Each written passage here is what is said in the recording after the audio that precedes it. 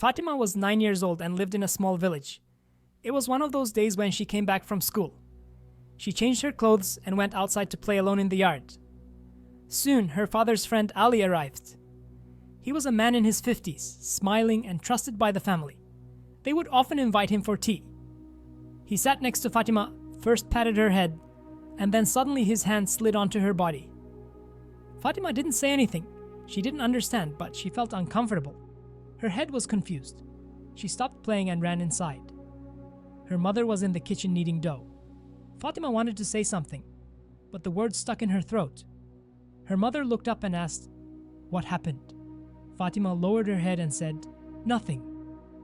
That night, Fatima couldn't sleep. She couldn't tell anyone what happened. She was ashamed, scared, and stayed silent. The next day, Ali came again. Fatima hid, but no one asked why. From that day on, nothing was the same.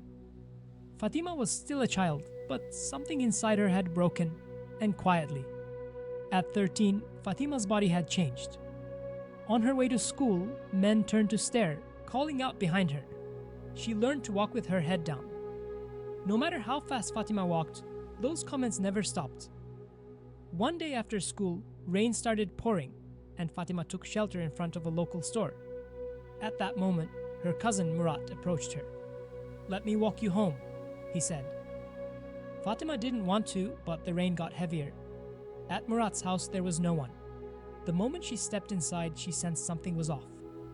Murat locked the door. Fatima wanted to escape, but Murat grabbed her, covered her mouth, and threw her to the ground. No matter how hard she struggled, she couldn't fight back. She became silent again, just like when she was with Ali years ago. She gathered herself and ran home. She cried, but once again couldn't tell anyone. Her mother would blame her, saying she caused trouble for the family. This time, she wasn't just ashamed, she hated herself. After that, her silence deepened. She no longer wanted to go to school or be around people. At night, she had nightmares, but during the day, everyone acted as if everything was fine. Fatima was searching for a place to bury what she had experienced, but that wound was inside her now. It wasn't visible, but it was bleeding. By the time Fatima turned 16, she had dropped out of school. She became quiet at home, disconnected from the outside world. Mehmet, a man from a neighboring village, had been asking for her hand in marriage for a while. Her father had already decided. One day he said, "I've given my approval," and Fatima was married. She didn't say yes, but she didn't say no either. Her mother remained silent, knowing there was no point in opposing it. Her mother said, "A girl must lower her head and accept her fate." The wedding was held. Fatima wore a white dress, but it held no hope or joy. It felt like a shroud. Mehmet wanted to claim her from the first night. Fatima tried to avoid him, but Mehmet got angry, pushed her away and yelled, "I married you as my wife. Why are you acting like this?" That night, Fatima cried silently for the third time. Marriage didn't bring freedom. It was a new kind of prison. When Mehmet was home, he yelled at her if she didn't cook. When she responded, he slapped her. Over time, the violence increased. One day, Mehmet told Fatima that he had heard about her past. "You're dirty," he said. Fatima tried to explain, but he wouldn't listen. She was blamed for her past. That night, Fatima packed a few clothes, quietly opened the door, and left. She didn't know where to go or what life awaited her, but she knew one thing: she would no longer stay silent. By morning, Fatima arrived at the bus terminal with nothing but a thin jacket and a small bag. She had little money and nowhere to go. She had no intention of returning to the village. For a while, she slept in the corners of banks and in the courtyards of mosques. She asked for leftover bread from bakeries to survive. Some gave it to her, some chased her away. One day, while walking down the street, she saw a cleaning job ad. A woman was wanted to clean an apartment. She called the number immediately and started work the next morning. The man who owned the apartment was middle-aged. The first day was normal, but on the second day, he offered her coffee. On the third day, while she was cleaning, he came up behind her and put his hand on her waist. Fatima jumped back. "What are you doing?" she asked. The man, without blushing, said, "You need the job. Stop playing hard to get." Fatima left the house and fell back onto the streets. This time, she worked as a dishwasher in a restaurant to avoid starvation. She worked night shifts, but every time she faced harassment, either from customers or the boss. One day, while talking to a female customer, Fatima couldn't hold back her tears. The woman noticed and quietly handed her a phone number. "Come to this address tomorrow," she said. The next day, Fatima went to a Women's Solidarity Foundation. It was a small, simple office, but it was warm and full of people. They listened to her. They didn't judge, they just understood. For the first time, someone looked into her eyes and said, "It's not your fault." That day, Fatima cried. For the first time, she let out everything she had kept inside for years. She started staying at the foundation's shelter. She had a small room with a bed and a desk, but for the first time, she wasn't afraid when she laid her head on the pillow. In the early days, she was quiet, only thanking people. Elif, the psychologist, didn't talk much either. The other women were different. Some laughed, others openly shared their stories. Fatima just listened. One day, Elif, the psychologist, came to her and said, "When you're ready, I'm here." Fatima couldn't sleep that night. Elif's eyes kept coming to her mind. For the first time, someone seemed ready to really listen. A week later, Fatima made an appointment. When she entered Elif's office, her hands were trembling. She said, "I'm fine." But then silence filled the room.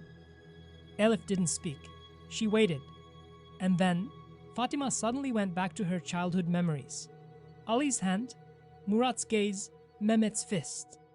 Everything came out in a rush, and as she spoke, it felt like she was reliving those moments. But this time, someone was listening.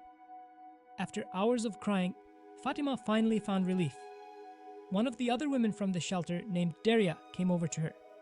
"I'm like you," she said. I stayed silent too, but then I screamed. That evening, Fatima had her first coffee with someone else and laughed for the first time without fear.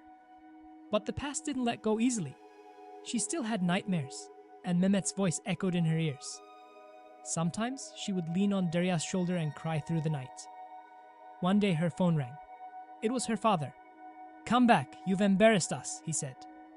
Fatima hung up. She knew she would never go back, but the scars of her past wouldn't fade easily. Every corner, every man's voice, every creaking door still made her tremble. The shelter was safe, but the world outside still felt the same. Fatima understood that healing through talking was a long and difficult journey. Over time, she became more involved with the shelter, not only helping the women escape, but also showing them how to be strong. She made them feel that they were not alone. One day, Fatima's name was printed in the local newspaper, recognized for her fight for women's rights. Journalists started calling her for interviews. Her posts on social media inspired other women to find courage. Sam had become Fatima's greatest support. They grew closer, their bond deepening over time. Shem supported her not just as a journalist but as a human being. One evening, Fatima and Chem went for a walk. Shem turned to her and softly said, "Sometimes the wounds of the past never heal, but together we can be stronger." Fatima looked at him and said, "I love you too."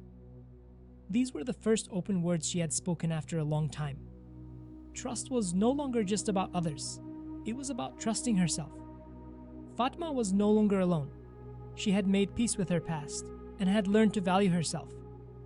She began to think about a future with Chem, but she knew she still had one more step to take. Now, she wasn't just helping others, she was continuing to tell her own story. As she spoke, the voices of other women rose, and for them, hope was born. One day, Fatima decided to speak at a conference. She would share everything about her past, her pain. When she stepped on stage, her hands were still trembling, but her heart was stronger than ever. "The only reason I'm here today is because I realized I was never alone," she said. "I want to make you feel the same way. Together, we can give each other strength." The room erupted in applause. That day, Fatima decided to fight not only for herself, but for all the women who needed a voice. When Chem called to congratulate her, Fatima simply said, "This is just the beginning." Fatima had stepped out of the shadow of her past and was now walking her own path with her light. When she took the microphone, she would no longer be silent. The fears and dark marks of her past were left behind, and as she spoke softly, Every word echoed with courage. Hello, I'm Fatima. I stand here with my voice. Every woman has her own voice, her own story, and her own strength.